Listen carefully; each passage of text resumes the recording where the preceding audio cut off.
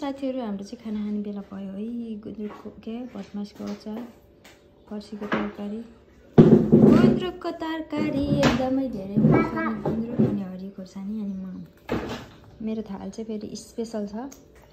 यहाँ दाल पनि छ। यो चाहिँ सानो बेबीको माम। बेबी यता हेर त। यता हेर्नुस् न। माम मिठो छ? केसँग खानु भएको माम? हनीसँग।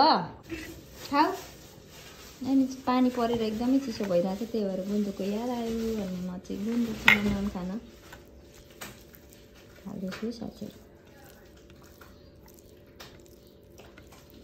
कस्तो टेस्टी होला त हौ।